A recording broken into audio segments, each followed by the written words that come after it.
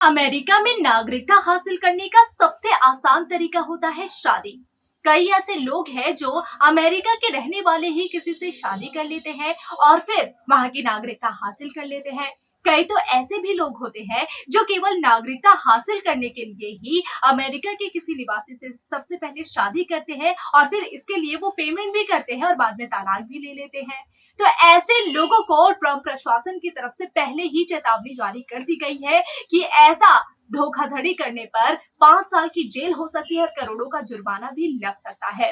तो कई ऐसे छात्र भी होते हैं, अक्सर देखा जाता है कि कई ऐसे छात्र स्टूडेंट्स हैं जो कि चाहते हैं कि वही अमेरिका में पढ़ाई करने के बाद अमेरिका में सेटल हो जाए। लेकिन सवाल यह है कि अगर ट्रंप प्रशासन ने लगा दिए हैं कड़े नियम, तो फिर आखिर कैसे मिलेगा ये ग्रीन कार्ड? चलिए बताते हैं इस रिपोर्ट में। अमेरिका में हर साल लाखों की संख्या में भारतीय छात्र पढ़ाई करने जाते हैं। ज्यादातर छात्र अमेरिका में डिग्री हासिल करने के बाद वहीं नौकरी करना चाहते हैं और फिर बसने की भी प्लानिंग करने लगते हैं। लेकिन राष्ट्रपति डोनाल्ड ट्रंप की वापसी के बाद से ही अमेरिका में इमिग्रेशन नियम कड़े हो चुके हैं। इस वजह से बहुत से छात्र ये जानना चाहते हैं कि अगर उन्हें ग्रीन कार्ड हासिल करना है तो किन नियमों का पालन करना होगा, किस तरह वे आसानी से ग्रीन कार्ड हासिल कर परमानेंट रेजिडेंसी पा सकते हैं। ऐसे में आइए जानते हैं कि ट्रंप सरकार के एक्शन के बीच भारतीय छात्र किस तरह से अमेरिका में ग्रीन कार्ड आसानी से हासिल कर सकते हैं। डिग्री पूरी करें। सबसे पहले आपको अपनी डिग्री पूरी करनी होगी। एक विदेशी छात्र के तौर पर आपके अमेरिका में आकर ग्रीन कार्ड पाने की संभावना आपकी डिग्री पर निर्भर करती है। डिग्री मिलने के बाद नौकरी पाना आसान हो जाता है, खासकर अगर आपकी नौकरी आपके पढ़ाई के क्षेत्र से जुड़ी हो। F1 वीजा होल्डर के तौर पर अपना स्टूडेंट स्टेटस को बनाए रखना बेहद जरूरी है। विदेशी छात्र के तौर पर आप एक बार में 5 महीने से ज्यादा समय के लिए अमेरिका से बाहर नहीं जा सकते। अगर आप इससे ज्यादा समय के लिए बाहर रहते हैं तो आपका स्टूडेंट स्टेटस खत्म हो सकता है। OPT प्रोग्राम के तहत काम करें। ग्रीन कार्ड पाने की सोच रहे विदेशी छात्रों को OPT प्रोग्राम के तहत काम करना चाहिए। OPT एक ऐसा प्रोग्राम है जो F1 वीजा पर मौजूद विदेशी छात्रों को उनकी पढ़ाई के क्षेत्र से जुड़ी नौकरियों में काम करने की इजाजत देता है। OPT के तहत छात्र ग्रेजुएशन के बाद 12 महीने तक काम कर सकते हैं।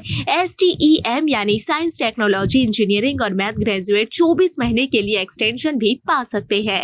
अपने वीजा को बदले। स्टूडेंट वीजा आपको OPT के तहत काम करने की इजाजत दे सकता है, लेकिन ये एक बार खत्म होने के बाद बढ़ाया नहीं जा सकता।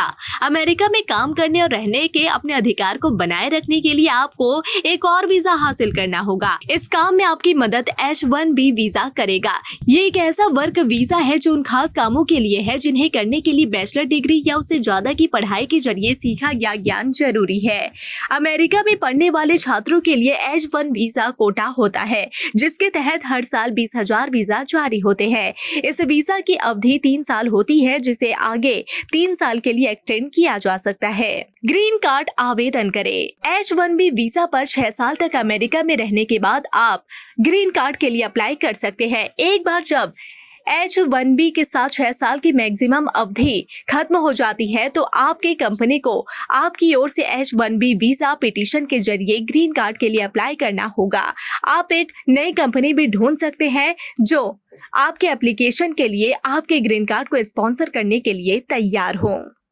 तो चलिए अब आपको बताते हैं कि आखिर ग्रीन कार्ड पाने के लिए कितना समय लग सकता है। ग्रीन कार्ड एप्लीकेशन को पूरा होने में महीनों या कभी कभी सालों लग सकते हैं। इसलिए H1B वीजा होल्डर्स को यह सुनिश्चित करना जरूरी है कि वे एप्लीकेशन करते समय अपने लॉफुल स्टेटस पर अपने वीजा की एक्सपायरी डेट के एप्लीकेशंस के बारे में जानते हैं। अगर आपका H1B एक्सपायर हो गया है तो भी आप लॉफुल स्टेटस बनाए रख सकते हैं, बशर्ते आपका अमेरिकी ग्रीन कार्ड एप्लीकेशन पेंडिंग हो या आपको अपने करंट स्टेटस को बढ़ाने की अनुमति दी जा सकती है। अगर आपके पास एक अप्रूव्ड I-140 पिटीशन है और आप अपनी प्रायोरिटी डेट का इंतजार कर रहे हैं, फिलहाल ग्रीन कार्ड पाने में आपको 10 साल तक का भी समय लग सकता है। तो जैसा कि हमने आपको बताया कि क्या है वो नियम और किस तरीके से आप हासिल कर सकते हैं अमेरिका का ग्रीन कार्ड। इसी तरह की तमाम अपडेट के लिए बने रहिए द न्यूज पोस्ट के साथ और मुझे दीजिए इजाजत। नमस्कार।